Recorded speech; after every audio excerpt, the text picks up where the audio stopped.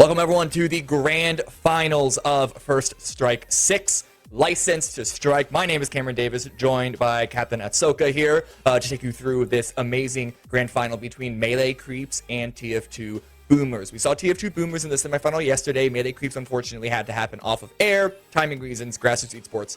We all know about this at this point. Both won their series 2-0. So this final, I don't know about you, Cap, but I think that this one, it's going to be exciting, obviously. These are both really good teams. I think it's going to be quite close. I'd be surprised if this was a quick 2-0 for either side.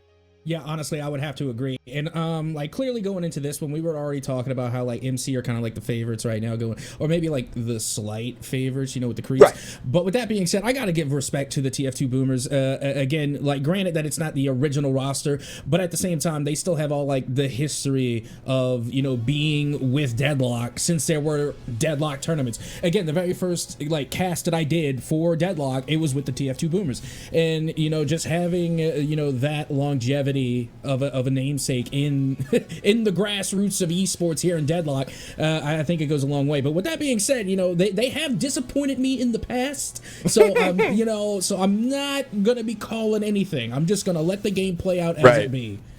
Right, and listen, they're called TF2 Boomers. That name alone should tell you that no matter what happens to Deadlock, they're going to be here for a long, long time. If they were playing TF2 for all those years up until recently, you know that they are a loyal partner. They're never going to leave you, no matter how badly you treat them. But before we get into the draft, which should be coming up shortly, I did want to cover some housekeeping. Once again, I said this yesterday, going to tell you again. So we have, again, tonight is First Strike 6, Licensed to Strike. March 8th here at Colossal Tournaments is going to be Blood Bash 2. If you don't know, Blood Bash is not an amateur tournament, but it's a tournament that it was made to give the teams that are outside of like the top echelon of North American Deadlock competitive teams an opportunity to play amongst themselves without getting beaten to a pulp every single time they put their own own bodies into the server. So that's coming up on March 8th. March 20th and the 21st is going to be First Strike 7, No Strikes Barred. So a repeat of what's happened this weekend. Different teams, but same format, etc. Also at Colossal Tournaments, that they're hoping to do a streamer-only event. So if you're a content creator, if you're a streamer that plays Deadlock on the side, or, you know, is maybe just a little bit curious, has never experienced it before, come join the Discord. Hopefully we can get something up and running if there's enough interest in that. Whew! Okay, so all that out there, all that's covered. I'll remind you at the end of the night, but no more of that for now. Melee Creeps versus TF2 Boomers. Yeah.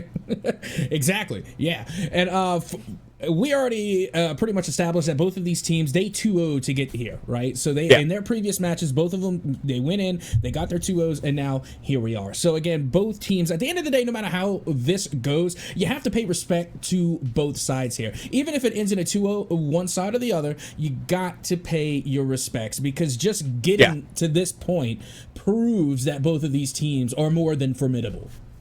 Yeah, and I mean, it should be coming up shortly. I believe I saw the draft room being made already. But once we get to see that happening, honestly, we saw, okay, so in the match that we saw yesterday, we saw an interesting draft by TF2 Boomers opponents. Oh my god, I'm blanking on what their name was. Goat Block Gangstas. Their first draft was a little bit out there. It had a couple of familiar heroes involved, but like the sort of focus of it, the win condition, was a bit unusual. They reverted that. Going into this matchup between Melee Creeps and TF2 Boomers, I expect to see a general run-of-the-mill draft with like the same priorities and picks and bans. I'm expecting both Holiday and Paradox to be either first pick, first banned between them.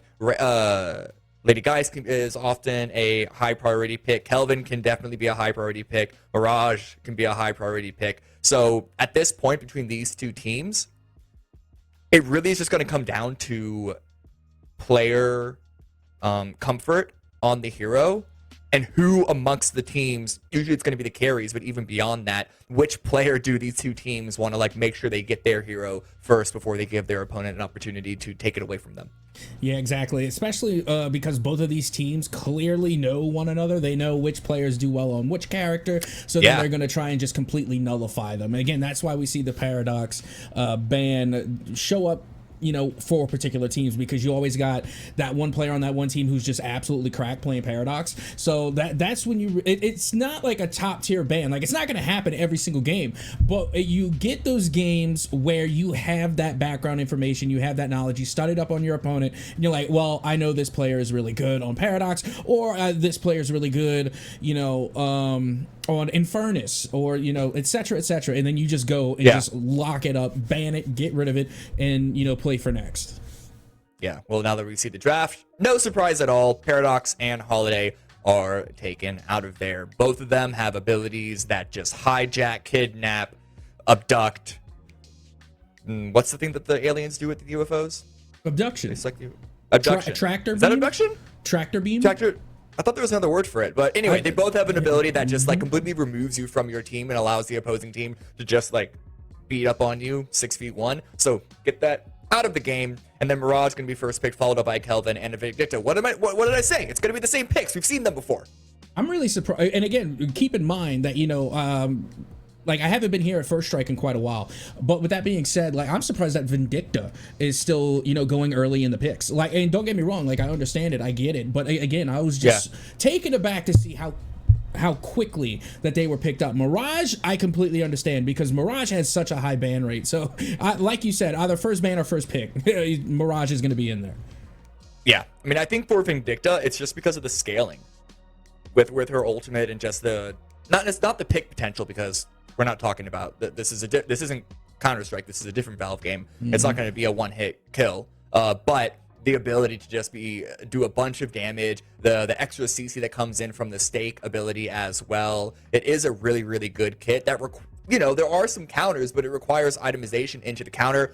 But speaking of aerial snipers, answered by Grey Talon and the Lady Geist, if that gets locked in. It's currently hovered. It's not picked just yet. But again, just there's not a single curveball thrown into the pick ban at the moment, which, as I said before, is not really shocking.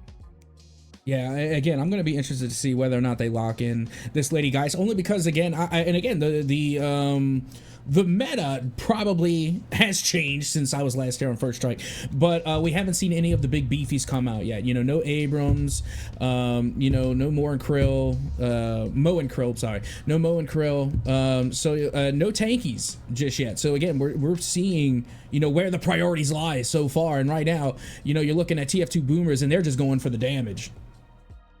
Yeah, well, if Lady Geist, if she gets fed and she gets online, then she can be a very, very burly frontliner. But to your point, there have been games that we saw, I believe, just yesterday, where Lady Geist was starved on souls and became a non-issue. So there is a little bit of a soul demand there for that hero coming online and doing what you picked them to do. But for melee creeps, they picked Yamato, very high power melee carry, often seen in the solo side lanes, and then also the Viscous ban as well.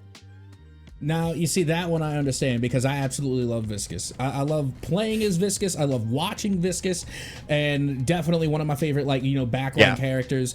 Again, the extra layer of, kind of like pseudo support. Again, you can, I would like to say that they're a support character, just because, again, they do have the goo. Yeah, they are. Yeah, okay. Yeah. Well, good. I'm glad that I'm still on par at that level. But finally... Well, let me ask you this, though. Go ahead. For Viscous, are you a punch Viscous or a splatter Viscous? Oh, I definitely go splat. That's just me. Man, I'm a splatty. That's fine. This is the first time that we've deviated, chat. I'm sorry. In our picks, whether it's Deadlock or any other game, we're usually on the same level. But no, dude, punch Viscous is so much cooler. I'm sorry. It's 100% cooler. Just my playstyle preference is splat. I agree with you that. So you admit that you're you're playing the smaller aura version. Yeah, 100%. Absolutely. I never said that it was better. I'm just saying that's what my playstyle preference is. But as I was saying, we finally got one of our big beefy boys, or rather, should I say, big porky people. We got Mo and Krill. Got one of the big people out there now, showing some big people representation, because it matters. Big people need to be shown some love out here. Right, so at the moment, and with the 7 locking on the side of TF2 Hate boomers, 7. We are seeing a slight. This could be a stretch. Chat, let me know if it's a stretch. It looks that TF2 Boomers are trying to go a little more for a team fight focus. The 7 ultimate and Mirage's ability to immediately show up at any sort of under advantaged fight. And then melee creeps, I'm just looking at the Yamato, I'm looking at the Moan Krill with the ultimate grab, beat you up, stun you, etc.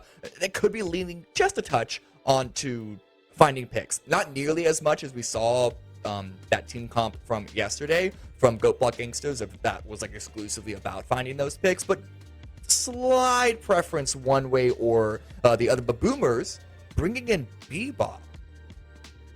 It's not exactly a Holiday or Paradox ultimate, but that hook, it's kind of it's the next best thing with those 2 heroes banned.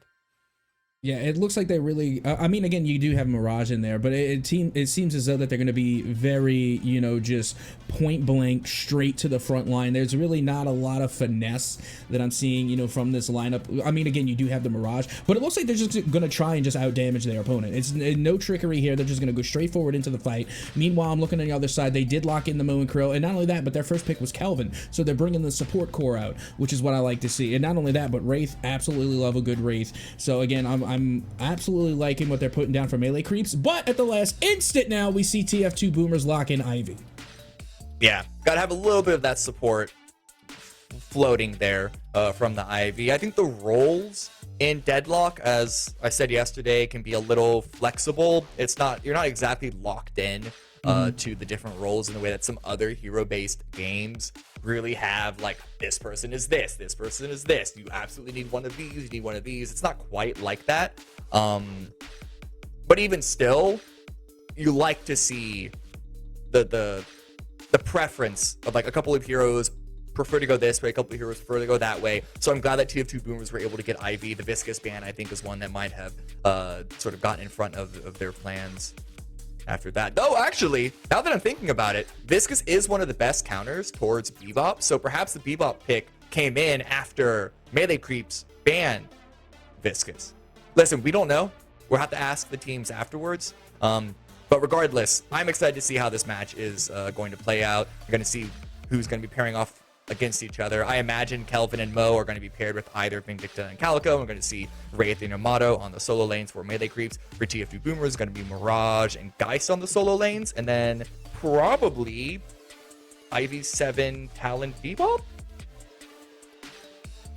Honestly, maybe reverse those, but I was really hoping to see a Pocket. Like, I definitely like Pocket because, again, I'm one of those people that like to go backline. I definitely like causing devastation towards the backline. I am cheeky when I play this game, and I absolutely love, being able to break out the Grim Reaper and just going straight towards that backline. That's what I call it, by the way. I call it the Grim Reaper. And, just sitting that forward and just going straight heavy dive. I love the dive composition, and I think Pocket's a great diver. But, again, they do have Yamato. Again, Yamato is going to be able to deal a lot of that damage on the back line. So again, TF2 Boomers, they're going to have to be looking out for that Yamato, because if they are able to, get even one decent flank in, it's going to absolutely devastate. Yeah. So the game should be starting soon. We should be loading in just a few moments. Game 1 of the grand finals of First Strike 6. Not License to Strike. Yeah, License to Strike. Sorry. Thought that was 7. No. Okay. Let's do that again. Scene. Entering soon, Game 1 of the best of 3 grand finals for First Strike 6, License to Strike. TF2 Boomers versus melee creeps. It's going to be a good one. Should be an exciting series. Yeah, and like we had mentioned, from the get-go, is that I would be, and you even said that you would be surprised if this, got settled in 2 games. I can't see that happening. Just from both of these teams going 2-0 in their previous matches, both of their previous matches, like, what are the chances that there's 3 2-0s in a row? Not very likely, in my opinion. I mean, okay, if it's a close 2-0, I'd be then satisfied. I think that would be fair, right?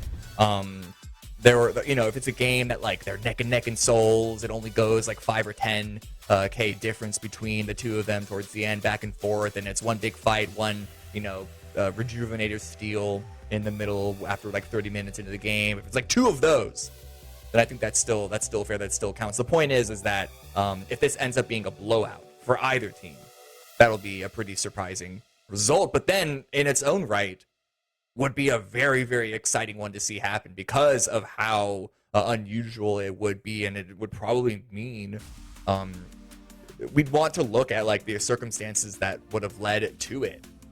Was it a throw? Like, did one team just not show up? Did one team really have some big surprise pick? Because, like, you know, they're not in this tournament, but when Hydra Nation lost Deadlock Fight Night 2 weeks ago, their opponents specified that they came in to counter Hydra Nation's general, like, status quo specifically. So if we see a 2-0 blowout, like, maybe that's the case why here. Yeah, I'm really interested to see on how, you know, these compositions kind of like change. Again, when we see a lot of different like team strategies, you have some of these teams that like to play, you know, for the early game, and they try and just overwhelm their opponents like with souls, and they just play for the early game, they play for those picks. And then you have a lot of teams that will also play for the late game. You know, they're again trying to get the farm, and they're not really hunting for kills as much. So again, I'm interested to see on how both of these teams will play. Are they going to fiend for kills in the beginning, or are they just going to try and farm and play for the late game? That's what I'm interested to see, because, you know, we're looking at these compositions, and, you know, I feel as though that on TF2 Boomers they're going to be playing a little bit more for the early game. They're playing for the kills, and like you said, you know, if Lady Geist gets fed, then she could be a late game problem, and, you know, so could Bebop and Mirage, respectfully. But with that being said, you know, just the way that they are kitted, I feel like that would be better suited for like the early game. Meanwhile, you know, you're looking at, you know, towards the late game, and, you know, I'm starting to lean, that's where I would lean towards melee creeps, because again, Vindicta, you know, I talked about Vindicta, you know, saying, oh, well, I'm really surprised with that pick. You know, late game Vindicta, especially when you get in those team fights, that's where you see her utilized the most. Right. Yeah, I'm not quite as convinced as you are on the discrepancy of early game versus late game power. I think on both sides they have the early game and late game. I know when we were watching the draft, I was mentioning when we were about 3 or 4 picks in, melee creeps perhaps looking more pick focused, boomers looking more team fight focused. I'm looking over the full 6v6 at this point. I think it's a pretty fair game. Because while TF2 Boomers does have the 7 and the Mirage, they also have the Bebop. Melee creeps, they have the Yamato and the Wraith, but they also have the Kelvin and the Vindicta. So I think that both compositions are well-rounded just amongst themselves. It gives them a lot of options early, mid, and late game. This could potentially go the distance strictly because the style is not one that neither team has a style that is predicated off of a certain time in the game as the win condition. Yeah, agreed. And, you know, I want to pick your analytical brain for a moment, especially, you know, here in the grand finals. How important, you know, is going for the mobs in this one? Like when you're going for mid monster, you know, you're going and for my Lord of the Rings homies, you know, this would be Baron Nashor, right? So like, how important is it to get those buffs, you know, in a match like this one going into the grand finals? Well, I mean, the mid buff is probably one of the most powerful things they can do for your whole team. It's not going to be an instant respawn like we know from Baron Nashor. It's not going to be a major stat bonus Roshan. It's not going to be a major stat bonus that you see for Baron Nashor, just referencing the 2 other popular MOBAs at the time. It's going to be faster respawn, but it is going to be significantly faster respawns if you do get killed and sent back in. But here we are. Everyone's loaded in. We dealt with a little bit of issue. Thank you for being patient with us, but we are ready to go. Game 1 and we get a pause. And it's gone. And it's gone. Hey, you know what? I've always said this throughout my esports career. I will continue to say it. If you don't have at least one technical difficulty during your esports, you know, adventure or through the broadcast, or, you know, you're not going to get a good game. It's like going to a Waffle House and, you know, there's not someone outside taking a break. You know, you got to have those little hiccups, because that's how you know it's going to be good. Yeah, that's like the best Asian restaurants are ones that are like, what, 3.5 stars? Right. Because you get 3.5 stars by not having the best of service, and you don't want to go to an Asian restaurant that has good service, because then it shows that their priorities is not on the food. Anyway, look it up. It's a thing. It's a meme. in the lane right now. A lot of pressure coming out from Bebop. Actually laning. Yeah, so Bebop laning with the 7. Mirage is on the solo lane. Geist is on the other 4 TF2 boomers. Melee creeps on the other side. They have the Calico Yamato solo lanes. Wraith is in lane with Kelvin. So a little bit of a switch up from what I expected, but nothing that's too ridiculous. Calico is not a stranger to the solo lane herself. And Cool Cheese goes down as the first victim. Fickle Frog, the Ivy, getting the last shot on that engagement. Yeah, and that's with the great talent as well. You know, I feel like this is a decent team up here to be playing in towards that mid. And that is going to be... Oh my goodness, and here we go. What a flank coming through there. Coming from Saya, being able to do a little revenge damage. Some extra follow-up on the 7, looking for a second. I don't know if 7's going to be sticking their neck out too far as a solo laner with low HP. Extra damage coming out from the Mo and Krill, really just going for the soul gain. It's neck and neck still. No one's been able to pull ahead too much just yet. There was a little bit of 100k, not 100k, but just 100 extra on the side of TF2 boomers. Oh, and low HP for Calico as well. Going in, getting the nice heal. Yeah, and right now, you know, we're looking at Lady Geist, you know, kind of by their lonesome, you know, just getting a little bit of extra farm. And meanwhile, Wraith being absolutely pesky. They just seem like they're going to be a nuisance throughout the game. Got a counter nuisance to Bebop, though. And also the Mirage having to pull out the heals. Slowly going for the little chip damage down. Oh, and then the punches and the faking and the melees and the guarding and the blocking. And this is so close for both teams. No way AVG comes out on top. Just barely. Deathy is not going to be happy about that one. Oh, that's brutal when you pull up the guard, pull up the block, and your opponent just stares at you. Oh, that's, you know, you're doomed at that point. And not only that, but you also had the Goofy Goober there along with 7. Being able to really just like push all the way forward. Now, granted that they weren't, I don't think they were able to do much damage onto, you know, that tower. But with that being said, you know, still you can see already that the trades have been going back and forth so far. And like you had mentioned, you know, there's really no big advantage being gained so far from either side. Yeah, there's a slight advantage, I believe, for TF2 boomers, but you never know if that's going to stick. Double pressure on the solo lane, though I think Kelvin is also grouping up to give some support, so Bebop's going to float away, and Wraith is also on the chase. This could be a 3 versus 2. LGTK does get the kill onto Yamato, but the follow-up is likely going to be there. We saw Bebop run away and retreat. They saw the writing on the wall, so a 1-for-1 trade. Still an okay fight to take for TF2 boomers, but good for melee creeps to answer that one back. But Bebop has also returned, and 7 with the stun about to lock in. It's so funny because it doesn't matter what changes are made, no matter what happens with 7, I will always despise his characters. Like, I don't like 7, never like 7. I don't think I ever will like 7. Maybe if they give them a new skin where they don't have a trash can lid as a head, then, you know, maybe. Maybe. Whoa, listen, I'm a 7 hater as much as everyone else that plays in bronze and silver in this game. But 7's design is the one thing that you cannot come for him on. That design is sick. The design is great. The lore, I mean, not to glaze Valve or anything, but like this does have some of the most exciting lore that I've seen in any video game. I do enjoy the lore. Actually, in particularly, I enjoy Abrams' lore. Like, I love Abrams. And you know what? Even from launch, I was like, okay, so this is basically just Blue Hellboy. Like, that's how I look at Abrams. Right? I look at Abrams as Blue Hellboy.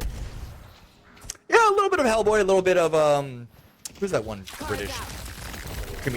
British detective from Marvel Comics? Oh. I want to say Costanza, but it's not Seinfeld. Well, are you thinking Constantine? I am thinking that's Constantine. DC. Yeah. It is DC, my bad. Point is superhero comics, so what are you being a random detective surrounded by like some of the superpowers? Oh god, it's at it again! Deathy! Under their own tower goes down. Calico AVG gets out again. That's so heartbreaking twice now. That's a tilter. That is a tilter. Ivy's trying to follow up and get an answer back, but it does not look like AVG is going to give them the opportunity, though we'll see if they can get out. Oh my goodness. I mean, they still have the Guardian there for protections, but they are playing a dangerous game as now. Here comes the gank from the Mo and Krill. Not going to be enough. As you can see, the recovery was there. The support is there. And now, as a friend of mine, Cairo Cass, would say, things are getting a wee bit scrappy. Yeah, not quite sure on the Mo and Krill using that ultimate when there was no one to help follow up on. I think they probably had mentally queued that one in, but more ultimates, point blank, hyper beam. Can't quite track Kelvin enough at that range. The turn radius speed on this ultimate is not exactly the greatest. So good for Kelvin to get out of there, but Bebop is still chasing, gets the pull, gets the punch, gets the bomb, and it's getting a whole bunch of damage, and the kill comes through. ACTS has gone down. I was just about to talk good on Kelvin too, and you know what? I'm glad that I stopped before that they were eliminated, because initially, you know, with that point blank Bebop, they were able to get out of the danger so quickly, and then they just ran right back in and they were punished. But with that being said, you know, we're still moving right along here, even though we have seen these eliminations in these not team fights necessarily, but you know, we got these 2v2s, a little bit of ganking here and there. But with that being said, overall it's still even. You know, you're looking at 30k to 29, not really a big difference at all. No, it's not. Like 2k, really not that much. This could still easily change. It's like only a couple of jungle camps of a difference, really. That's one kill of a difference. And now we tune into the Yamato, doing some good old-fashioned farming. Nothing wrong with that. You got to put in the legwork, Cameron. Like, I'm a big appreciator of the players that do the little extra to get the little extra, because all those little extras add up in the late game.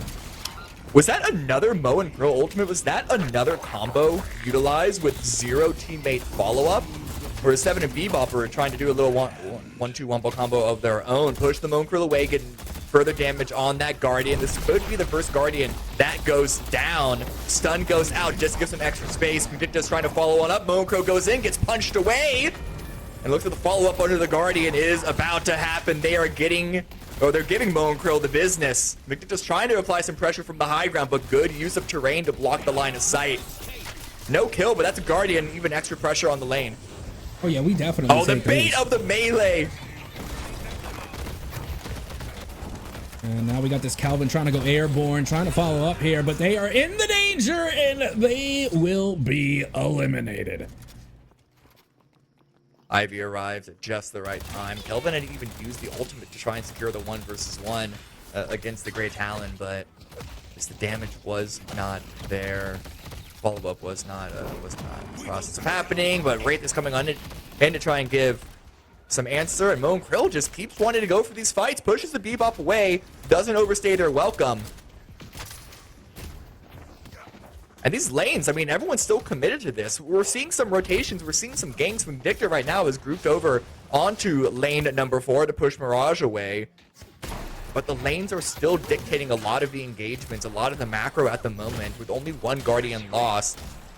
The mid-game macro phase of teams really playing footsies with each other across the whole map hasn't quite happened just yet. But Calico, that looks to be a dive in, and a gank from the Wraith. The ultimate comes out as well. That's another death for Deathy.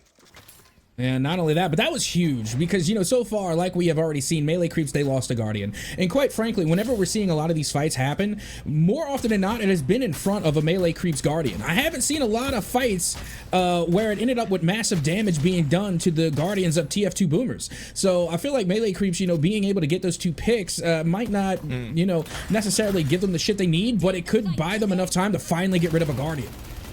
Well, that Guardian that Ivy is protecting is very low, but hey, it's not down yet. It's still standing, but I think Ivy feels a bit of extra pressure, or rather looks to be chasing down Kelvin and Wraith to give defense for Great Talon. Posture Pump does go down. Yamato has been eliminated. This could be more pressure put onto that tower. It's still only about half HP.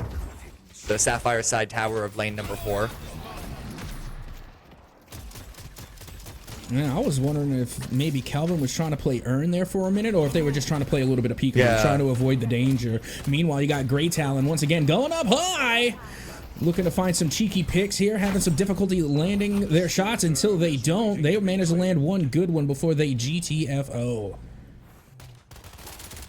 Yeah, it looked to be a bit of a potential dive onto Lady Geist, but I think that charge shot at the end, tagging Calico, made them reconsider if they really wanted to go in or not.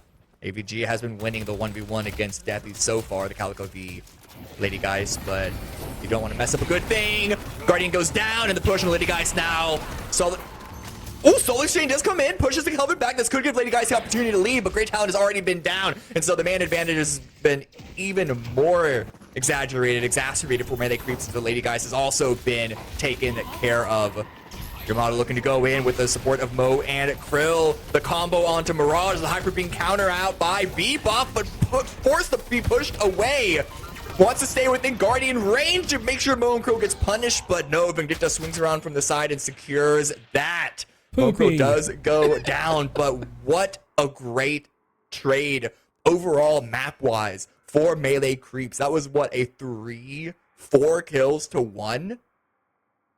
Yeah, that was an insane turnaround there for melee creeps. And not only that, but you're looking at the soul count, now it's 8K difference. We were talking earlier, like 1, maybe 2, like brief moments we saw 2 earlier, but now an 8K difference. And what seemed to be in the early stages of the game, because again, the first Guardian that went down was from the melee creeps. Now all of a sudden they return the favor, taking out a Guardian from the side of TF2 Boomers, and then they take a whole lot of frags. I mean, it's not so much that it was a lot of frags overall, because it was only 13, but when you are getting 3 in a row in quick succession, that little 3 becomes a big 3.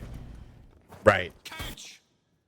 8K difference. This could be the advantage that melee creeps are able to just maintain hold on. Urn picked up by Calico, popped away. It's gonna quickly pop it over, perhaps for Kelvin to carry the rest of the way, because I mean, again, Calico versus Lady Geist, AVG's been smashing Deathy's face in, and now with their arrival of Vindicta as well, this could be yet another death.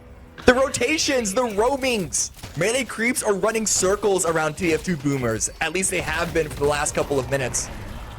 And again, this is nothing against TF2 Boomers, but anytime I get to see 7, fall, it's always good for me. I enjoy that. Oh god, okay. I think the Wraith got a little bit antsy there.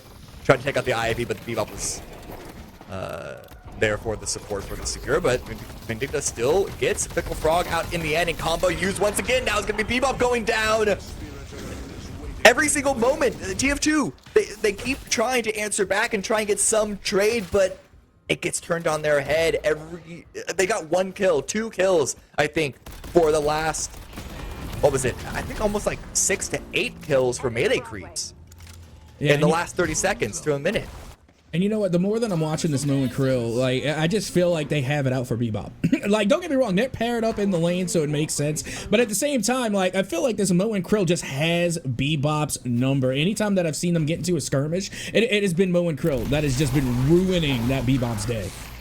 Well, TF2 Boomers looking for an opportunity to try and trade things back. The stun and the double up with the Great Talon supporting the 7 onto Wraith. Telekinesis comes out, but a bit too little, too late. But was there enough time secured for teammates to arrive? It doesn't seem to be the case. Mo and Krill has gotten there to lane number 4 with the teleportation portals on the sides, but TF2 Boomers were able to get out. They got their 1, and they're able to leave. So maybe there is some hope left. Even with a 12K lead, it's nothing.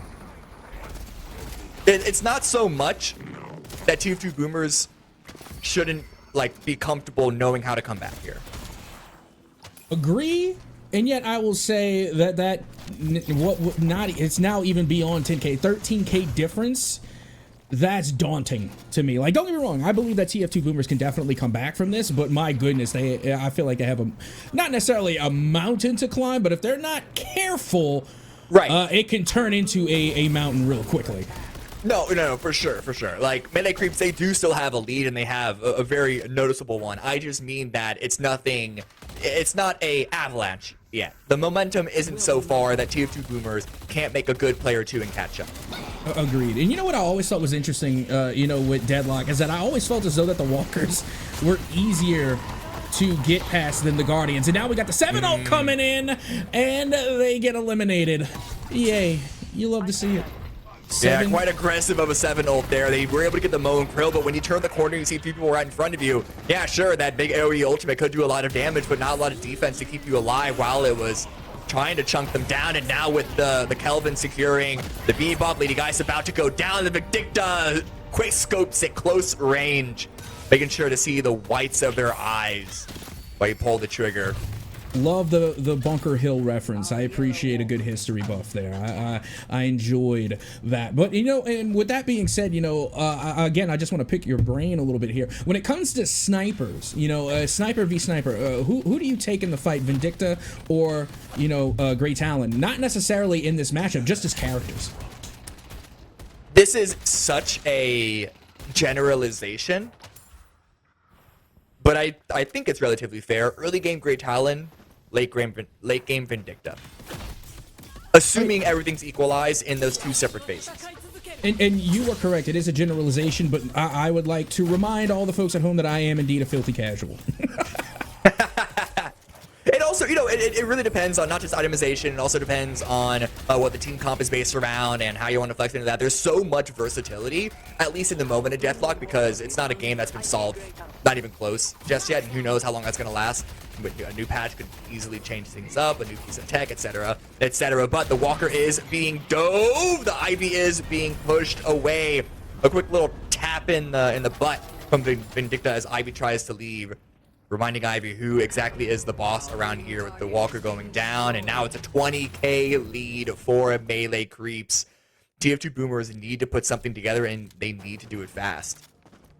Yeah, that they do. But with that being said, I mean, you know, when you're looking, you know, at, you know, what the progress has been, I mean, TF2 Boomers were able to take out, you know, both walkers. Again, there goes my League of Legends just showing when I'm saying towers. But yeah, no, they were able to get rid of both walkers there, and TF2 Boomers, they still have one of their standing. I was watching Deathy take on the Yamato in a 1 versus 1. Deathy's been struggling to get any souls at all. Is that a soul exchange used, or perhaps just the life drain? Regardless, Lady Geist was able to get out, was able to go through the teleporter before getting collapsed upon, so no new death added to Deathy's tally. This sounds like I'm flaming Deathy. That's not the case at all, but Deathy has been targeted a lot, has been bullied by Calico, and so that Geist needs to get some souls if they want to be useful going into the late game. Yeah, and you know, we were talking about the souls difference. You know, once it was 10k, and now it's 20. Okay, so like we were saying, it's not an avalanche, but we definitely see a snowball effect happening right now. Right, but good for the Ivy to grab the urn. It's the soul differential does mean that the urn placement is favoring TF2 Boomers, so this should be a nice way to help them come back. It equalizes the soul. It gets a bit further towards equalization. Nice grab on a Calico. Extra damage, extra burst. Not going for the full-on kill. The Mo and Krill also showing up, and we get a pause in the middle of all of that. Yeah, and just have to point out that quick elimination that we saw from AVG there in the feed. I couldn't help but notice, you know, again, and we mentioned this earlier, you know, when we have these players that, you know, that are really just kind of like not necessarily jumping the gun, but they just go full dive, and that's what I'm here for. I already told you that I love dive comps, I love dive characters, and I love players that aren't afraid to just get up in your grill and get up in your face, and that's what we've been seeing from AVG so far. Again, they have been playing phenomenally. But with that being said, I mean, we're looking at the elimination count right now, and I gotta point out Vindicta, 9 Ks on the board and 5 assists, 0 deaths. Yeah, 0. Yeah, but you know, looking even on their own team, there is the Yamato that is 0, 3, and 5. So it's not exactly Medic keeps running away with it. On the opposite side, while Deathy on Geist is, yes, 0, 7, and 3, there's also Goober on the Bebop at 7, 5, and 2. So there are things that you can, even just looking at the raw, like just numeric, the base level stats, which don't even get close to telling the full story. But even if you were to strictly look at that, it's not all one good or one bad for either team. But another kill does go the way. That kill streak, I believe that is Vindicta now up to 10. Combo gets utilized onto the Mirage in the Ice Dome. That is some bullying action, but can the Geist and Ivy follow up? Kelvin wants more, sliding on in, sliding on back out. Don't want to overstep their range, but Geist wants more. Deathy really wants to try and get back into this, but instantly goes down. I don't know how that happened. 1 second they were there, the next they were gone. Yeah, and so far, I really, just from the last plays that I've seen, you know, with Kelvin again being able to utilize that dome, that right there is a very important thing to me, is actually using your ultimates. And we were talking earlier that Mo and Krill, you know, they're kind of throwing their ultimates out, but I'd rather have a player that uses their ultimate and doesn't make the most of it than someone who doesn't use their ult at all. Like that's right. A pet peeve of mine, you know, when I'm playing Deadlock or, you know, any type of hero shooter for that matter, is right. That one person who always looks for the perfect opportunity to use their ultimate, but guess what? There is never the perfect opportunity because nothing is perfect. It can't be perfect. So just use it if you got it. Yeah. Enemy crab syndrome, or what is it? Large enemy crab syndrome? That sort of saving your ultimate is the 2020 version of that.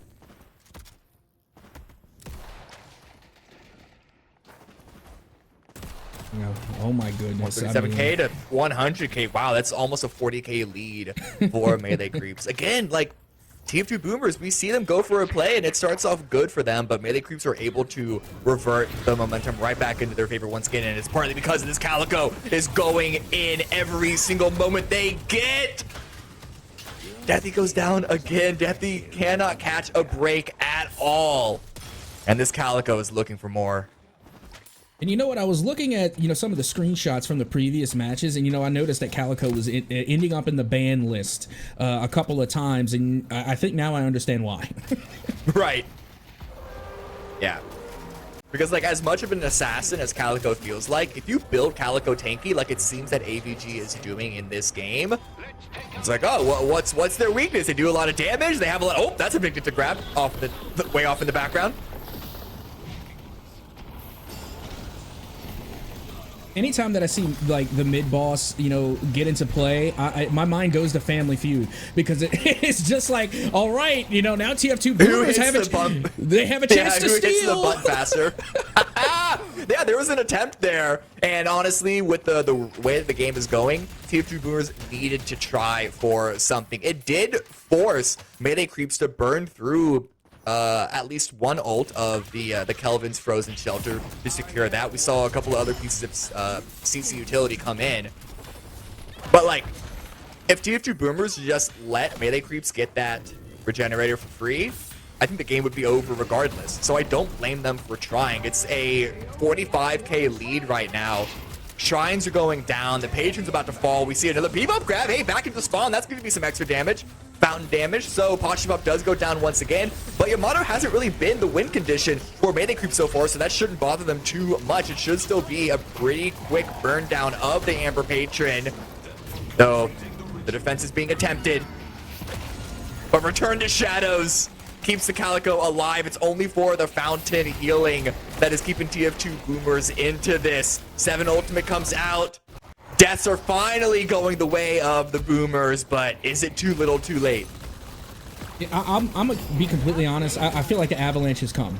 Like, we are in the avalanche stage now. When we're talking about, you know, how far gone is the match. I mean, again, they're keeping a steady lead. You're looking around between 30 to 40k, consistently different in the soul count between the two. And not only that, but you see how far already that melee creeps managed to go inside of the territory of TF2 boomers. They're already on Patron, and now Amber Patron is now weakened as well.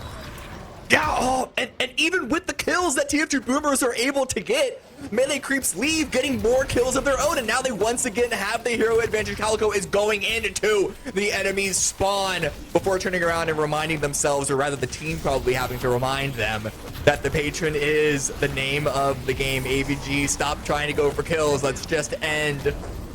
And it's gonna have to be a miracle for TF2 boomers to come back. In fact, I don't even think that would have been possible. Not even the hand of God could come in and save them at this point. Game number 1 goes the way of the melee creeps. Yeah, and in a spectacular fashion as well, because like we had mentioned, you know, in the early game, it was very neck and neck, not that big of a difference, but then all of a sudden, and as a matter of fact, TF2 Boomers managed to strike first. They got the very first Guardian, and then they were doing really well, and then all of a sudden, you see all these team fights coming out, and then melee creeps just went on an absolute rampage.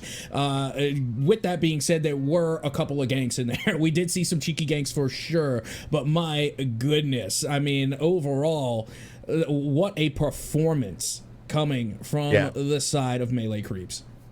Yeah. And so it wasn't a perfect game coming out of low main on the Vindicta. They did happen to die once, but still 13-1-9, 32k damage. Not too far, just barely further ahead than AVG on the 31.6k damage. Or rather, souls. Damage towards the bottom. Whatever. The number is bigger. Whatever number that was, it was bigger.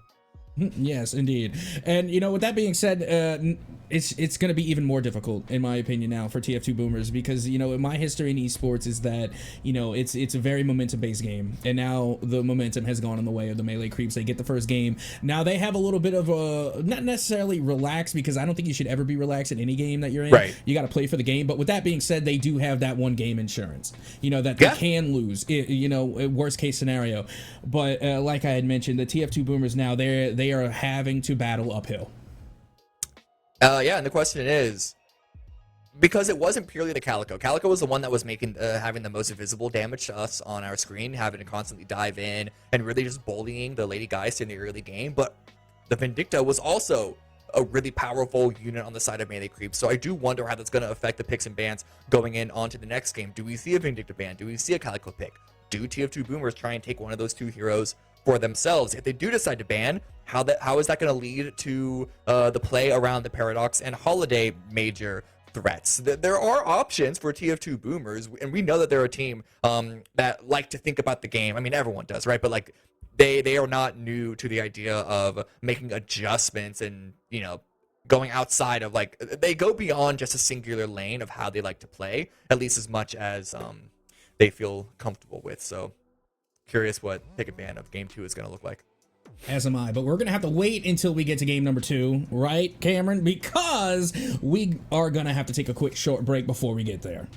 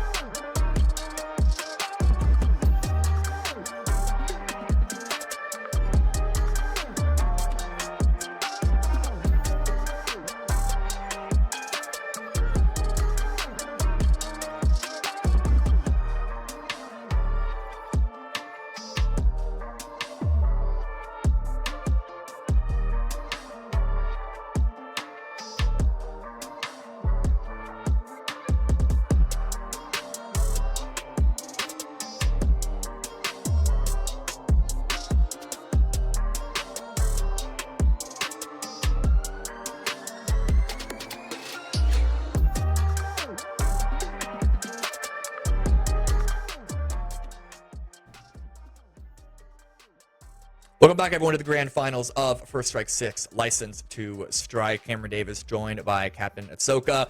Currently, Melee Creeps in the lead, 1-0 over TF2 Boomers. And we came into this expecting at least a slight advantage, slight, I guess, preference for the win, if that's how you can describe it, for Melee Creeps. In fact, they're the team that brought down the overlords of Hydra Nation a couple of weeks ago in Deadlock Fight Night. So they certainly know how to scrap. But going into game number 2, TF2 Boomers, what else do they have up their sleeve? What adjustments can they make? Or rather, do they feel they need to make an adjustment in the picks and bans? Maybe it's purely in how they executed on their strategy. Certainly, the Lady Geist getting targeted down and going, 0-7, I think. At least at one point in the game, is something that could be adjusted. But who knows? We really got to wait for the next pick and ban to come in and see which way the cards are falling.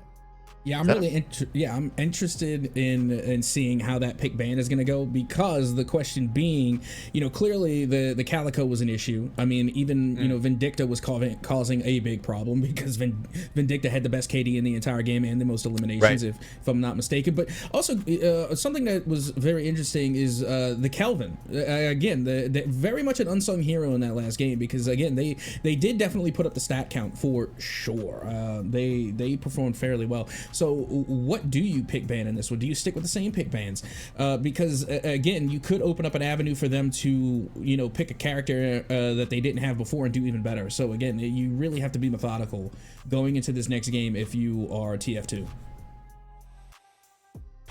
I mean, it's hard because outside of the Bebop, I guess, almost every single hero picked in the previous game are the usual suspects of top tier, at least North American, Deadlock at the moment. So honestly, if I expect to see a major switch up, it's probably just going to be in who gets which heroes. But you honestly just throw the majority of the heroes that were in the picks and the bans from the last game, throw them in the bag, and then randomly distribute them back out, and it looks about as normal. Mm-hmm.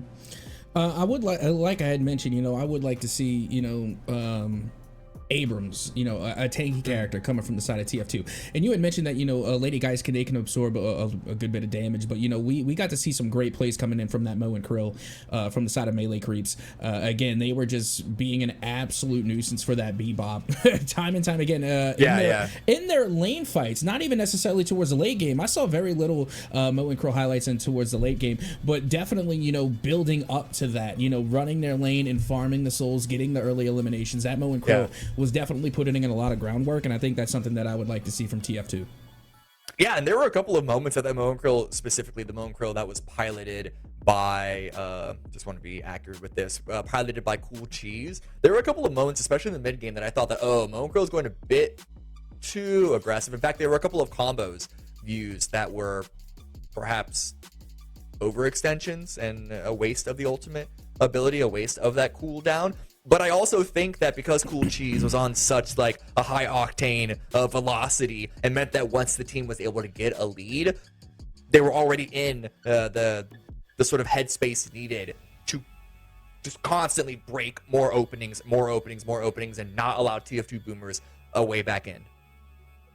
And you know what? I think that also gave a lot of, kind of like avenue. It kind of like created an avenue for Calico, because it was even towards the late game. I remember you had mentioned that, they were diving and, they're playing a little risky over there, but they were not afraid. Even some questionable pushes, like you said, a little bit of an overextension, but it was that fearlessness, I think, that really just kept pushing the line further and further back for TF2. And, it all started with Mo and Krill, just kind of spearheading their way in there. That allowed all the other teammates from Melee Creeps to kind of like fall in line, and then all of a sudden it just became too much.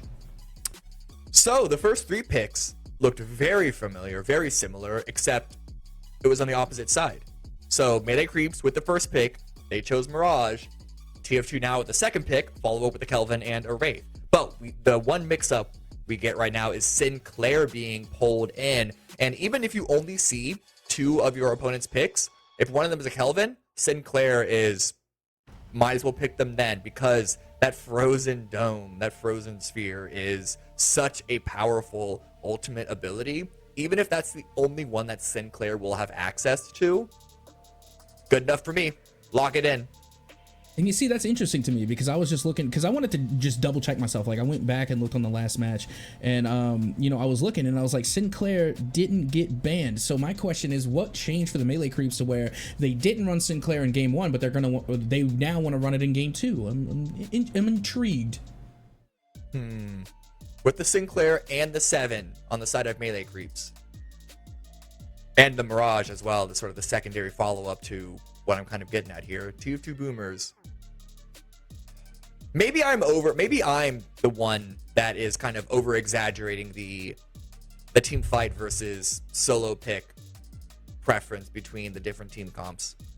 Because like Vindicta easily plays around a team. Wraith, yeah, sure, you can do assassinate moves with the Wraith, but also telekinesis, that's just a good way to isolate a player. That's a good way to shut down the 7 who might be currently ulting or not, right? Or the way to just completely take a player out of the fight.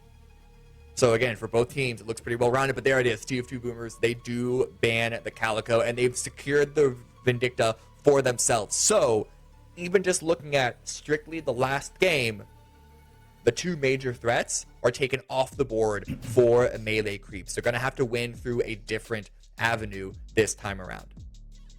So at this point, you know, you're looking at the melee creeps, they have the next ban, and it's going to be the Bebop. I suspected maybe they try and ban the Lady Geist, but at the same time, that could be a pick that they could try and pick up as well. Right? We'll see if boomers want to secure it here. Lady Geist is not an uncommon, like, first half pick, so could be a good idea just to make sure. No, it's the Warden. Okay, you wanted beefy. You get beefy with the Warden. You like the Warden. I am a fan. And you know what also is interesting is that I couldn't help but notice that in the previous matchup, Viscous was banned. So now Viscous is on the table all of a sudden. So, you know, we're looking at the Kelvin, you know, and all of a sudden, you know, I'm also thinking about Viscous in this moment of time. So I'm wondering if that will come into play now that they are no longer banned. Could be the case. Could be a nice little support leaning hero for the melee creeps to grab, but they also banned the Bebop, so I wonder if that is them kind of projecting to TF2 boomers that they don't plan on picking the Viscous. Granted, the Viscous countering Bebop is more exclusively a laning specific interaction. Just because you have Viscous on your team doesn't mean that outside of lane, Bebop can't be a threat. That hook still can't grab you. Like, and what, the Viscous is going to be everywhere at every time? Oh, the Lash! That is an off-meta pick. I haven't seen a Lash in a while, so... And the fact that it's melee creeps, because I associate Lash with Deathy on the side of TF2 boomers. This could be interesting. They also get the Yamato, though, so... For all the new picks they have, they also are leaning in towards what they picked last round. You see, I also think that's interesting because Lash was banned in game number 1. So I'm trying to think maybe if TF2 boomers might know something that we don't. Maybe they have a player on the side of melee creeps that is just, you know, an absolute Lash prodigy, you know, just so that will be interesting to see. But however, I'm also intrigued with the Yamato pick because, you know, we were looking at Yamato from the last game and they weren't too impressive, so that they're kind of sticking with it here. But at the same time, they did win and they had an impressive win. And, you know, I always have the philosophy, you know, if it ain't broke, don't fix it. If that's what you went with that got you that win in game number 1, then you know what, might as well let it ride again. Ooh, Lady Geist being hovered. Are TF2 boomers going to go for the Lady Geist again? Looks like they are. So at the moment, until we see the 6th pick, are Geist and Warden going to be the solo laners? Wraith could still solo lane as well, so maybe they put Geist in one of the duo lanes to have some extra protection just to make sure that the guys can get online, because that last game wasn't the first time in recent memory that we've seen a Lady Geist get shut down and completely irrelevant going into the late game. So pair the Geist with the Kelvin or whoever the 6th pick is going to be. And Mo and Krill, yep, good as any other hero to pair here. There we go. Now, you know, we're seeing a little bit of a change of pace coming from the TF2 boomers, and sure enough, there goes the Viscous there for melee creep. So now we have our lineups. Now we have our matchups. Now we know what we're getting ourselves into. Ooh, okay, so this is my guess. it is going to be the Wraith, Warden solo lanes, Geist with Kelvin, Vindicta, with Mo and Krill for TF2 Boomers. Melee creeps, Mirage and Yamato solo lane, Lash and 7, Viscous Sinclair? I could see that. I mean, I could also see Viscous maybe also going with Lash. Yeah, I think those four... I think those are, unless there is a specific pairing amongst the four of them that has some good ability interactions that I can't recall off the top of my head. I think those are pretty fair between the four of them. Like of those four, 7 is the one that is like the carry of them. Sinclair leans more supporting, enabling. Viscous can be kind of carry-y, but also can be enabling, leaning, and then Lash is entry, but like again more enabling, less carry. And I just want to point out to all the folks at home and everyone that knows, when you have competitive brain, when you have comp brain, is when you start talking about characters like it's a wine tasting. Like, this pairs well. I do like the elegance of this pairing. Yes, indeed. It does pair well. It complements the nuance of this character. Yes, quite the pairing indeed. That's some good stuff. I've never heard that before, but it's actually so accurate.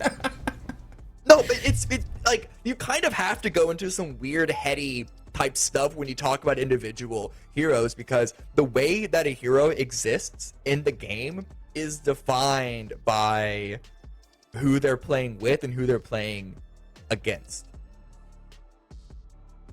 I really don't know how to like explain that better. If that doesn't resonate with you right now, when we're about 30 seconds or so from going into game, is not the time for me to try to explain that to you. But like the domino effect and the way that like each hero interacts with each other, but then also other ones, and how does that affect, it's just all, it becomes a web of wild stuff. So like you kind of are forced to go into illusions and vague amorphous sort of statements to try and get anywhere close to accurate. No, I 100% agree, and that's why I mentioned it, is because, you know, I'm guilty of doing the same thing. I do it all the time. And we talked about this earlier, you know, as solo queuers. I don't know how often you solo queue, but I solo queue a lot. So I often have to I solo queue way too much. Exactly. So we have to fill, right? So we can't just stick with one character and that's it, because more often than not, the character we like is getting taken by somebody else. So we have to now pick characters that partner and or pair well with our mains, and because they are mains, we know exactly who we're talking about. We know exactly who we pair well with. Yeah, exactly. It's either that or you try and main a hero that no one else plays, which is very, very hipster, but it is very much that. There's something sweet about like, oh, you're a rank 1 meta pick. How quaint. I'm a rank 1 most underpowered hero in the game. I still have a sub 50% win rate, but I'm better at this hero than you are. So, and you know what?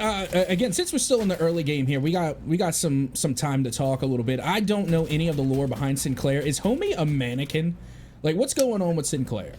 I'm honestly not quite sure.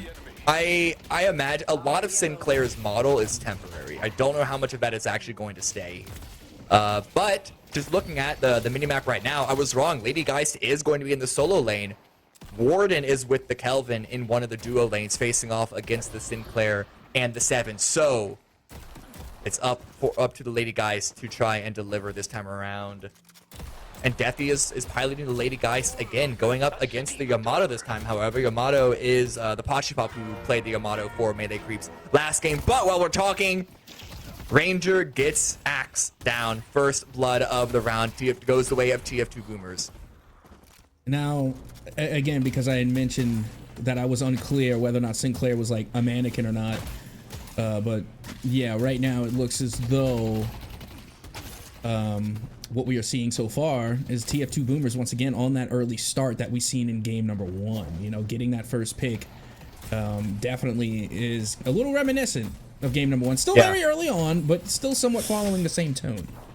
Yeah, but TF2 Boomers, one of their solo lanes is looking a bit outclassed. It's not the Lady Geist this time, but it is the Wraith, only on 940, which granted the counter solo lane in that specific lane 4 of the Mirage isn't too far ahead, though I say now they jump up to 1.4k.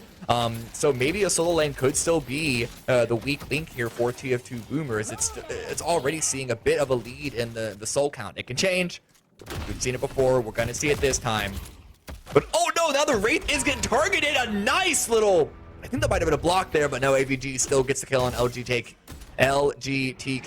Ah! The acronyms. Enough, please, but the Lash is coming in to gank lane number 1. 2v1 advantage, but the Yamato is still able to get out of there. And you know what is interesting, because we were talking about, you know, what type of lane compositions we're going to see, you know, with the lineup coming from melee creeps. And we didn't mention the Viscous and Lash. I still think that's the correct call. But interesting from TF2 Boomers when we see that it was the Warden going with the Kelvin. Because, again, correct me if I'm wrong, but don't they both have kind of CC type qualities? Like, I know Kelvin does, but doesn't Warden also have a little bit of CC? He's got the snare, yeah. It's a bit, it has a couple of caveats to it. You can't just like point and click for it.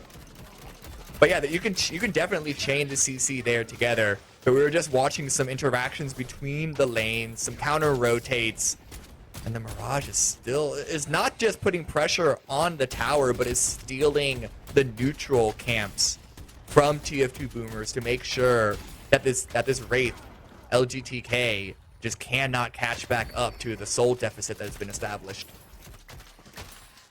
And if there's anything that we learned from game number 1 is that if you give melee creeps a small, you know, early lead in souls, they can turn that into what we called an avalanche in game number 1. So hopefully we don't see that again for TF2. Man, I got scared when Yamato dove in on the Lady Guys going in a second time, and the charge slash is able to get the kill. Second time's the charm.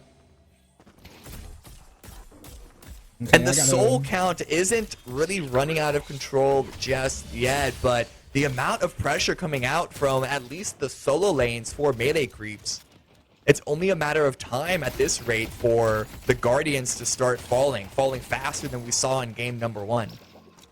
Yeah, I was thinking maybe I need to put some more respect on Yamato, you know, because again, I was saying, you know, they didn't really do that great in game number 1, but who knows, it could have just been a bad game, you know, or not even a bad game, you know, maybe just the other players were doing so well that they kind of eclipsed Yamato, but, you know, so far, you know, so good, you know, I got to put a little bit more respect on their name for sure. Lady Geist is at least able to answer back, but that only pushed the Yamato back to actually spend that soul advantage in the shop. Mirage as well. Still keeping the lane pressured towards the Sapphire Guardian in lane number 4. Looking back at lane number 1, 2 versus 2. Multiple rotates from lane number 2. Once again, the cube is being pulled out to keep the Viscous alive. And Lady Guy still wants to go for more to try and answer back. Taking the charge shot in its face, and now the Kelvin's coming in. Frozen Shelter on the actual Guardian, and 1 point of HP left. Kelvin is gonna be racing for it and gets behind the electricity box just in time. Though does eventually go down. I believe that might have been a, what is it called? Like a scarab or a Jin mark that tagged for Mirage to finally get the kill, but still, oh. All right, so I just learned something, and again, this just shows how, you know, behind I am with Deadlock, but I didn't even realize that when you ult with Kelvin, you do the dome and it freezes the Guardian. That I was unaware of that. That is interesting. Dude, yeah, the Guardians interact. If you're used to other MOBAs, any other tower, the Guardians interact so. The last second soul reversal by the Lady Guys. The cube coming in to save the Yamato, but is that going to last? It was a surround, and they take the puppet out of there. But no, as I was saying, yeah, the way that the Guardians and Walkers interact, it's a lot more nuanced, and there's a lot more reactions than towers and a lot of other MOBAs. How many people are they targeting with that? Okay, so it's 2 of them. Warden's down low, Kelvin's down even lower, does get killed by Axe from the amazing Sinclair. Oh no. And then Warden just trying to stay alive underground, hiding away from the denizens up top. Now, just let me know if I'm weird or if anyone else is, you know, sharing my brainwave here. But has anybody else wondered what the goo cube might taste like? Ooh. I know people have wondered. Because it looks like Jello. It does, yeah.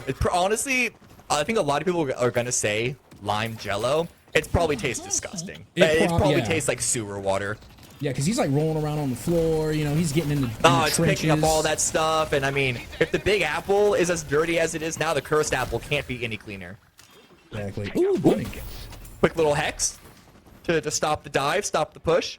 The 3-man stack of lane number 3, TF2 Boomers, does get diverted away from the kill that they were eyeing up. And they're just completely leaving lane number 4. The Mirage is too much for TF2 Boomers to... Okay, no, Wraith has just now arrived back there. But there seems to be a lot more flexibility, a lot more maneuverability between the lanes this game alone than the last one. Yeah, I will have to say, and again, I don't want to cast this curse anybody, but I feel like TF2 Boomers, you know, keeping it a lot closer, because it was at this point, you know, is where we saw, you know, the soul disparity really come into play. And, you know, right now, TF2 Boomers, you know, they're keeping it at least within 2K. Ooh. Lash tried to bait something from the Moan Krill. Didn't quite use the ultimates. Oh, what the? Oh. Goober will take that.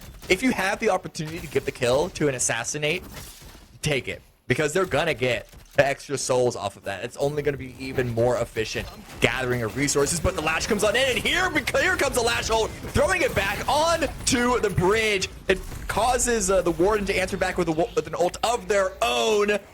And the Lash might have bitten off a bit more than they could chew. The chase coming down from TF2 Boomers. I think melee creeps might have started to be quite confident with the win from their previous game, because they are overextending a bit more than I personally would be comfortable with. But then again, Mirage is still controlling this lane.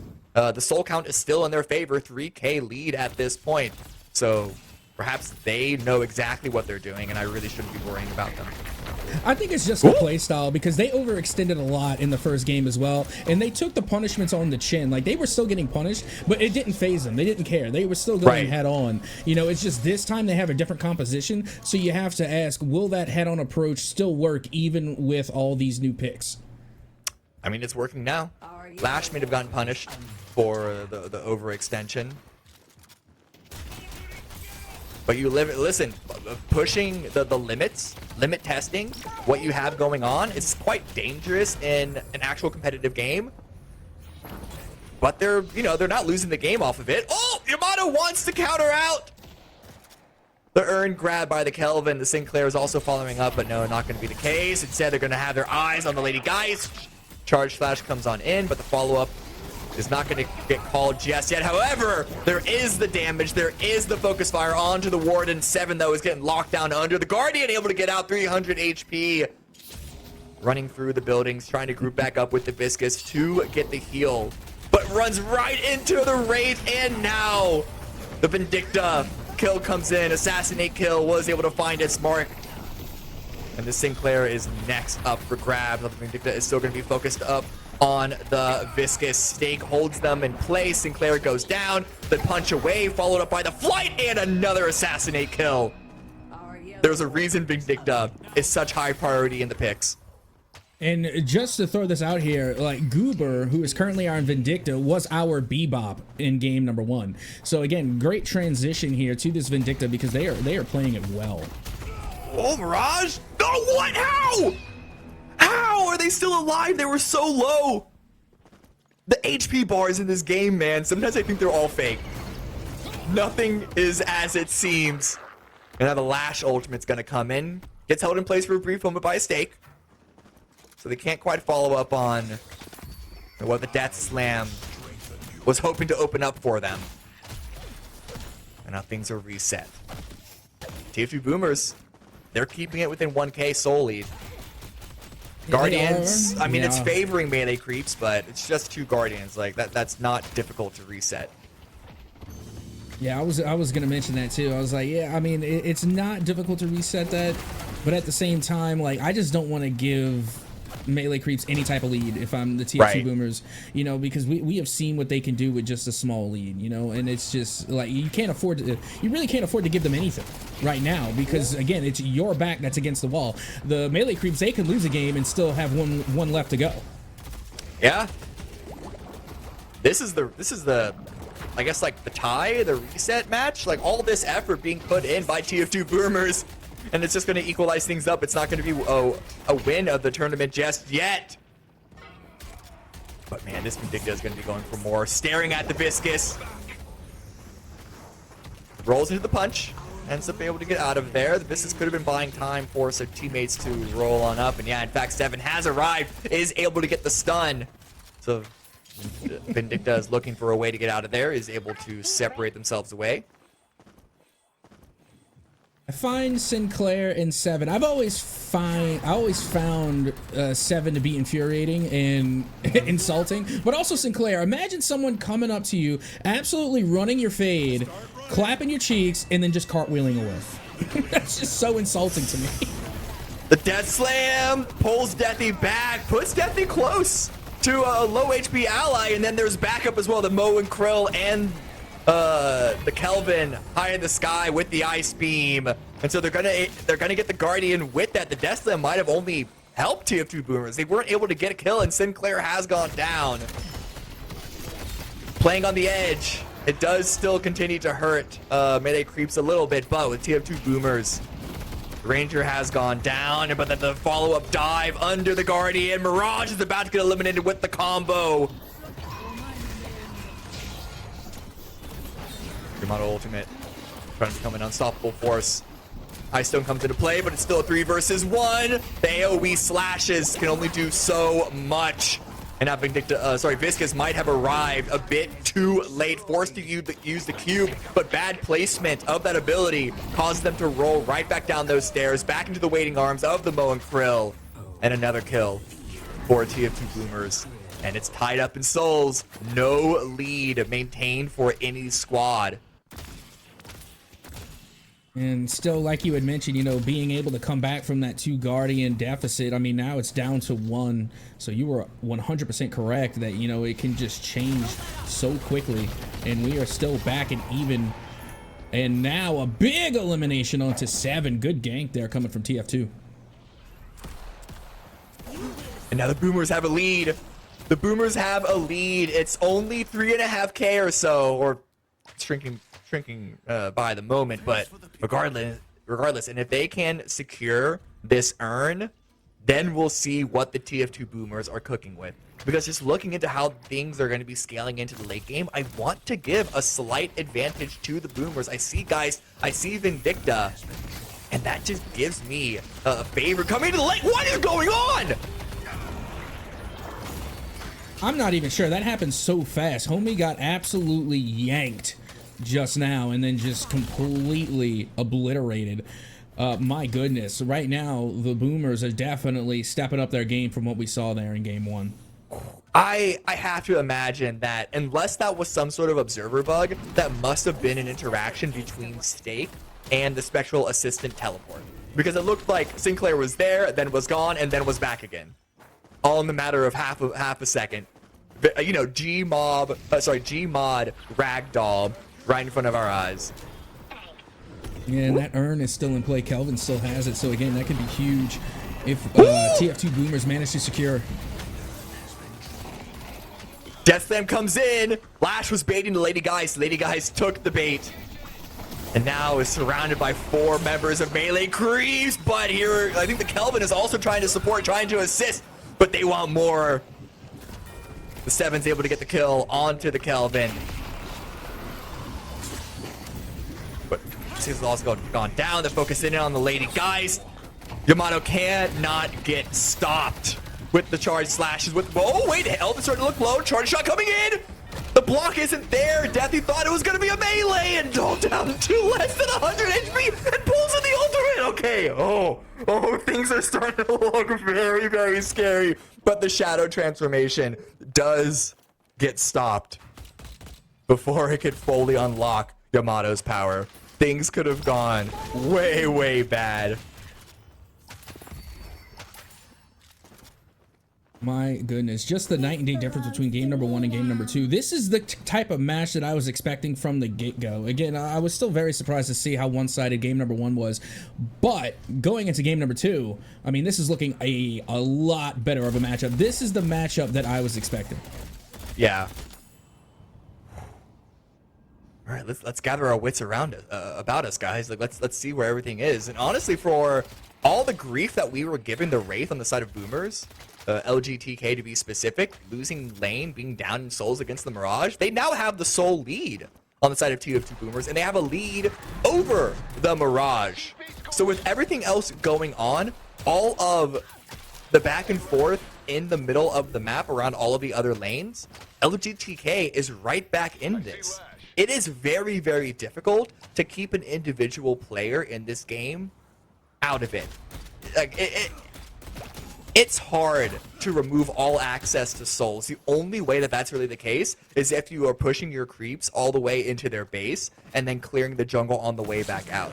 At 18 minutes in, it has to be a stomp for that to be the game state. Yeah, now that we're here in somewhat of the mid game, starting to head towards the late game, now I'm going to be interested to see on how the mid boss fight is going to go, because it was, you know, again, one-sided in game number 1, really wasn't much of a contest, but now that mid boss, I think, is going to be even more in play here. Ooh. I see Geist. Telekinesis answered back. Quite an item used to keep the Mirage safe, but Seven gets a kill onto Mo Krill.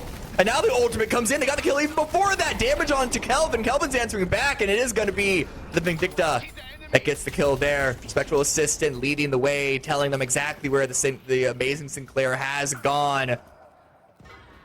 And Ranger is able to secure it. Soul lead somehow ended up in the favor of melee creeps, but with all the kills going the way of the Boomers, Yamato's trying to, a bit of an overextension. But hey, melee creeps, they push the limit. They test their limits every single moment. Unfortunately, this time, when the limit was, when they went over the limit, it's being answered by a mid-boss take. Yeah, and I don't think they're going to be able to steal this one. I mean, I assume they're going to try. As you can see now, here comes the Mirage coming through here, looking to try and get at least one pick. They are in the danger, and out comes the crystal. Oh, gets it. Okay, Cooper's able to secure it. There was the guard on the actual buff itself, but kills are going the way of melee creeps. 7 with 2, Sinclair with 1. They're forcing them to use that buff very, very quickly. Yeah, so they might not have gotten the mid boss, but at the same time, you know, it wasn't that big of a loss for them because they were able to take the team fight. Yeah, they were able to force the use of the decreased respawn timers very quickly. So, not going to be quite as useful of an overall buff for TF2 Boomers this time around. And now Visk is playing with the urn here. Again, this could be huge because you got to remember it was TF2 Boomers that were you know, trying to make the most out of the urn, and they were able to hold the lead for a little bit there in Souls. But this far in the game, you know, if you're TF2, you need to start hunting down that Viscus because they are getting ready to cash in. Yeah, Kelvin's chilling up around the urn drop-off point just to force the Viscus to play elsewhere. Pushes the wave in as well to also help scout it out. Granted, I think Viscus should be visible on the minimap at this point anyway, but it looks to be an engagement forming around between lane number 1 and lane number 2. TF2 Boomers are going to be grouping up, trying to surround the Yamato. They're trying to find the weak link, trying to isolate this player. What's that? How is that going to open things up? They're giving up the urn to force down this Walker. Will that be a worthwhile trade for the TF2 Boomers? Only one way to find out. Now you can see the team fight. Probably our first real team fight of game 2. And my goodness, the 7 ult coming in. And that was quite the play. Again, being able to create more space for the rest of the melee creeps. And now the eliminations have begun to follow suit. God, the damage was huge. And now the kills. They're coming on in. The ethereal shift to keep the Mirage alive. And TF2 Boomers were able to get 1 kill on the Lash, but that was about it. They got the urn, melee creeps, and then they instantly followed up The Yamato stayed alive. The Mirage stayed alive. The Walker stayed alive. They handled the fight of the TF2 Boomers. They held on just long enough to turn the tides. And now, once again, Melee Creeps, they are on the front foot. They have like a, what, 15K lead? 15K soul lead? Actually, probably, what is that, like 19K? 19, yeah, almost to 20 now. But they still have to do the work. I mean, they still have to go through, you know, the walkers there. There's still work to be done on the side of the Melee Creeps, but they have answered back. And this is probably the biggest soul disparity that we have seen so far in Game 2. Right. Ooh, Yamato's down low, chased down by the Kelvin and the Mokro, and here comes Geist from the opposite side. Sinclair is coming on in as well, but the focus fire is there. Mokro gets the Yamato down. Cube comes in, and then the goo ball trying to run rampant everywhere. Gets shut down by the Warden. The kills are getting answered back. TF2 Boomers, they are not going to lose 2 team fights in a row all of a sudden. Turn that around. I changed my mind. They had the advantage. They had the lead, but AVG shows up, and things got very different from then on out. That is a full team wipe for Melee Creeps. That was the Avada Kedavra of Caster's Curses right there. That was insane. Like in the timing was ridiculous. I agree. Oh, I didn't think. Hey, to be fair, I didn't think they were. I honestly thought Melee Creeps were not winning that team fight. Like it just was not there. And then all of a sudden, you just see all red turning up for TF2 Boomers. I'm still not quite sure how that happened. Me neither. You blink and you miss it. The Scarabs, the Jin Mark, but it's the Traveler isn't upgraded for Mirage, so it's not like they gave that teleportation buff to a teammate. It just I'm gonna have to look back and see how exactly that happened, because it seemed, honestly, in the blink of an eye, suddenly Boomers were dead. They were winning until the split second they weren't. And now you're looking at a near 30K difference. So like right now it's 28. Math? 29. Yeah, we're near the 30K. Like it was at 20, then it dropped down to 14. Now it's going back up to nearly 30K difference in the favor of Melee Creeps. Yeah. And you can see where TF2 Boomers are all grouped up, trying to put some pressure on an individual player, on an individual lane. Melee Creeps, they're going for the camps. They are trying to get as many souls as they can. If they had to give up the Mirage to do so, so be it. But the Mirage is requiring so many ults, the combo, the Ice Dome, and they're still not able to get the kill. There it is, finally, 3 kills. Lash has also gone down, 7 has also gone down. Trade on the Warden, worthwhile for the Boomers. But with those powerful ults being down on cooldown now, what can Melee Creeps get? The Yamato in the 1 versus 1 cannot go down. Staying alive, the heals are too much. Gets LGTK down, but gets cornered. Sinclair is there to continue on the 1 versus 1 underground against the Vindicta. And that's the stolen Ice Cube to keep things even. But now the Kelvin is coming into the mix. 3 versus 1. Vindicta looks low. Sinclair can't quite finish that player off. And there we go. What was once nearly a 30K deficit in souls is shrinking and shrinking fast. Now, however, though, like you had mentioned, they invested a lot of ults to pull that off. Was it worth the investment? That is the question that has to be answered. And honestly, we just have to see how Melee Creeps intend to recover, if they can recover from that last team fight. At this point, half the ultimates that I referenced being burnt on the initial fight against the Mirage is back up. The Mo and Crow combo is back. The Kelvin's Frozen Shelter is like 10 seconds from being back up, so it's basically off cooldown, assuming that we're going to wait for the respawns before the next fight happens again.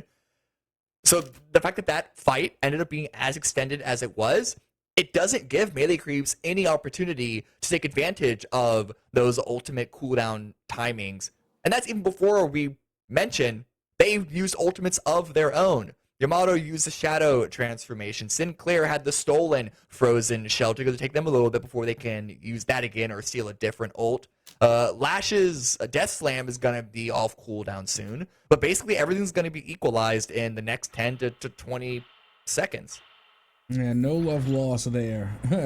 And not only that, but once again, you got Kelvin looking to play the urn here. And this could be huge because, again, they are shrinking that souls gap ever so quickly. And if they manage to secure this urn, then that is just going to be huge for TF2. Viscous is watching. Seven is watching. And we got the respawn of Yamato. Sinclair is going to be the one issue. If there's a fight that breaks out around this urn, it's going to be potentially 6v5 for at least a couple of moments, but it looks like the timing isn't going to be too big of an issue. Mirage teleportation, the Traveler comes into play. Bonus movement speed, and now the Lash Death Slam as well keeps... Oh, I think the urn did get dropped off, but what can they punish?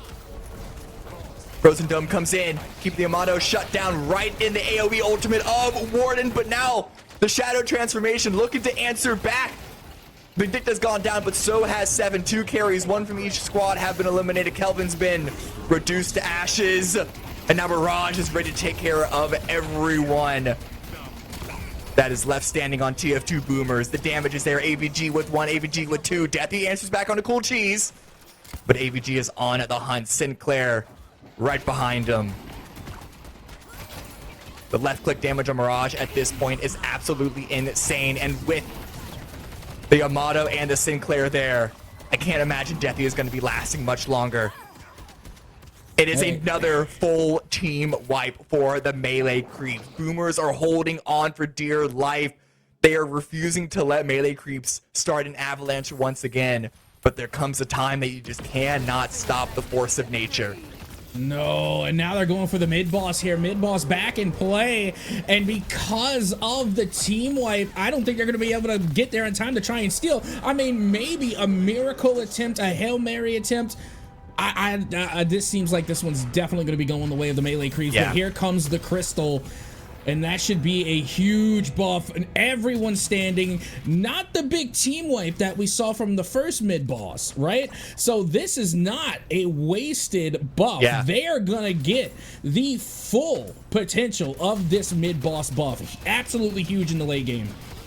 Yeah, the Boomers weren't there to sort of punish the focus of melee creeps, as we saw from the first time around, as you're referencing. The Walker goes down. There is not a single non-base defensive structure left for the TF2 Boomers. It's not like it's that much of a lead in terms of the map control. Melee Creep only have 1 Walker of their own remaining as far as structures out in the lanes. But that still could mean a lot when it comes to trying to control the waves. And as easy as it is compared to other MOBAs of an individual, even a team, focusing down the structures without a creep wave, creep waves can still do a lot of work if you can manage them properly. Well, here we go. The melee creeps are now going to be forcing the issue here in TF2 HQ. I know you love abbreviations. I love them. I love them so much. Hey, listen. HQ is not even an abbreviation. It's not an acronym. It's a word on its own. That one has ascended. It's elevated past their initial state. It's like what? Like Hercules was a demigod, got upgraded to a full god. Hey, that's canon. Yeah, it's canon. That's canon. Exactly.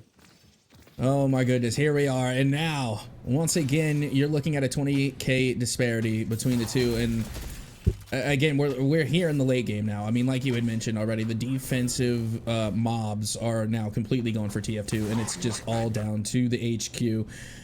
How are they going to play this? You can already see the side of melee creep setting up side lanes here, just doing a little bit of extra farming, and it feels like this is the calm breath before the storm. Yeah. Earned play coming in from melee creeps. Now the soul disparity is putting the drop-off point in TF2 Boomers territory, or rather what they would hope to consider their territory, but considering the state of the waves, this should be a relatively straightforward drop-off for melee creeps. I don't think there's going to be much of a contest at all with the waves coming in and the rejuvenator on the side of melee creeps. TF2 Boomers, it looks like they have no choice. They're deciding to just let this one go, and that's going to increase the soul disparity even further for the melee creeps. My goodness. What a mess. Not only that, but you're looking at the side of melee creeps and they still have the respawn buff from that mid boss fight earlier. Like they have not. I don't even. Well, it just ran out. I think right when you said that, it ran out. Well, there you go. Return Caster's Curse. We're even. Yeah. But yeah, the fact that they were still holding on to that pressure alone just kept, I think it was one of the major reasons, rather, maybe not main reason, but a major reason why TF2 Boomers were just cleaning up their base. They felt that there was no choice other than to let melee creeps just own the rest of the map. They need to protect their structures first and foremost. And they were able to hold on to most, if not all of them. But was it worth it, though? What soul difference are we at? 40. Now, what is that? Okay, We're no, approaching. 37, we're rounding 40. Yeah, rounding up to 40. Rounding up to 40, but. Oh, and I'm just seeing this now. I've only just started to like have the second sense to look at this, but flex slots. There is a double flex slot advantage for melee creeps. They have all 4 unlocked. TF2 Boomers only have 2.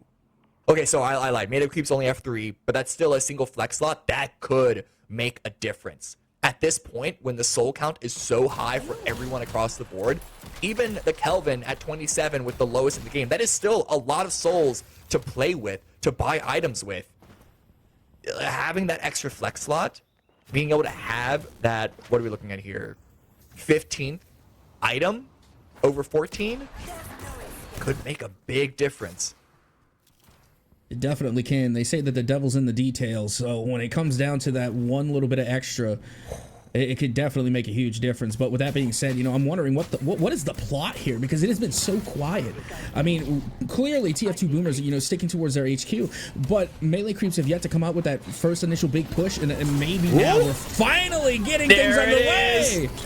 The death slam, and now 3 of them are dead. Make that 4. It's just the Geist and the Warden left standing, and the HP bars on the side of melee creeps is looking really good. The shadow transformation of the Yamato, the charge shot, the rope slash, the goo ball, and the punch coming on in. This has got to be game. I don't even think with the transformation time of the patron getting weakened, I still don't think the Boomers are going to be up in time to stop this happening.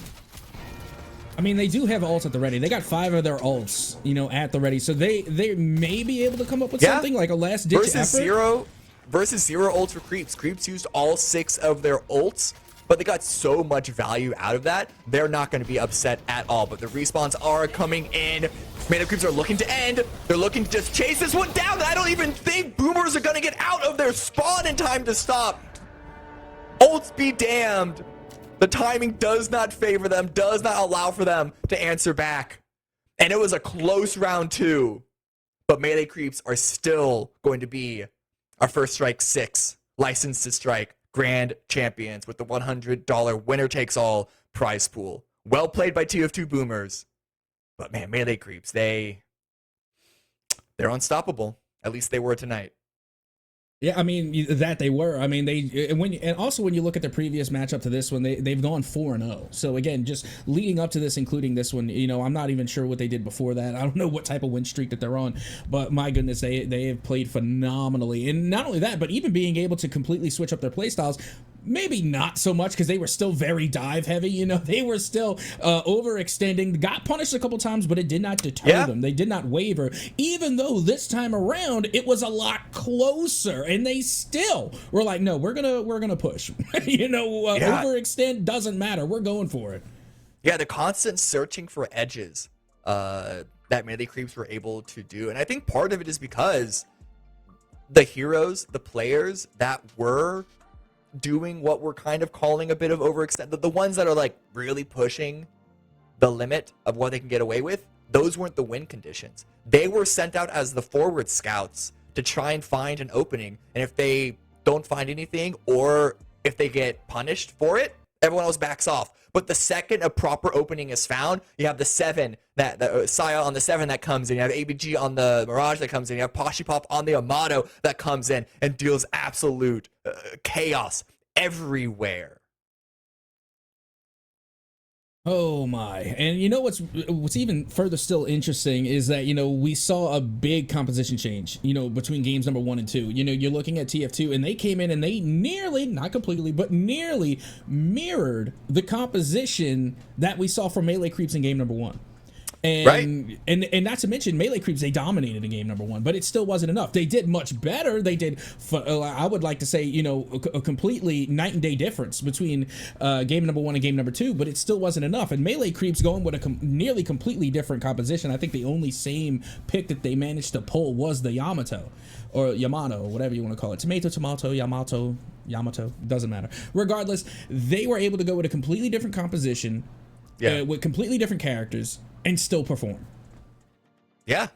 But also on the flip side, it's not like TF2 Boomers got blown out on that second match, and for them, they also only had one hero that they picked that was a mirror in the Lady Geist. Now, I think part of that is because compared to other MOBAs that are out in the esports world right now, Deadlock does have significantly fewer options. So crossover in terms of hero preference and what these top level players are able to perform on, there's it shouldn't be much of a surprise that there is going to be significant overlap, especially as the patches are starting to feel more stable. Like I said, the game isn't solved just yet, but there are clear winners and losers when it comes to the metagame right now. Like, there's a reason why you see Paradox and Holiday picked first or banned virtually every single game that you see in top level Deadlock. That's just the beginning. But yeah, 2-0 win for melee creeps. The first one, I still wouldn't call it a blowout, but the second one was still even closer than that. This could have gone to a 2-1 game. I think it could have gone the full series. I don't think TF2 Boomers were like a complete fish out of water, but just melee creeps, it really felt unstoppable. Both games, there was a point, not super early on, but like relatively early, that you could start to feel the Boomers were like, oh, we're starting to get like choked out here. Like, we have no space to play with. Yeah, and you know what? I also have to speak to the mental fortitude, coming from the side of melee creeps, because, like we said, they did kind of overextend in certain plays, and, they could have made a couple of changes with that, but it really didn't falter their mentality. They stuck with it. They said, this is our play style, this is what we're best at. And it's when you're in these situations, you're in the grand finals, and you got pressure on you, you're on stream, you're being streamed, it does add to a factor where you're gonna think, oh well, maybe I should have did this, or maybe we could try this. But with that being said, the melee creeps had the wherewithal, they had the mental fortitude to know, no, we don't need to make any changes, we just have to play better. That's it. Like, it's nothing wrong with the strategy, nothing wrong with what we're doing. We're going to keep going with that, in your face type of play style. That's what we are best at. That's what we will stick with, and it paid off in dividends. And even when they were challenged, even when they started to lose the lead there for a moment, they still stuck with the play style that they know best, and it paid off huge.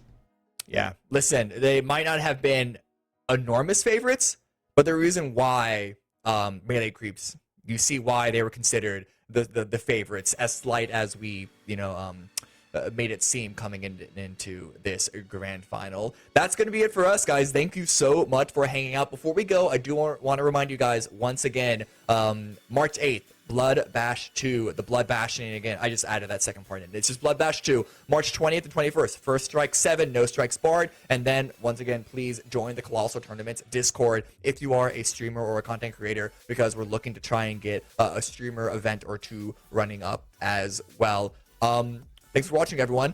This is only the beginning for Deadlock. This is only the beginning for the esport, for the players. Valve aren't done. The players aren't done. Us here running these broadcasts for you aren't done. I think this game does have a very, very bright future. So we thank you for hanging out with us and seeing what is hopefully, and what I'm pretty sure is going to be, the beginning of a long history of yet another exciting competitive title. Thanks for watching, everyone. Go enjoy your Friday night. Thanks for spending part of it with us, and I hope to see you guys soon again. Good night.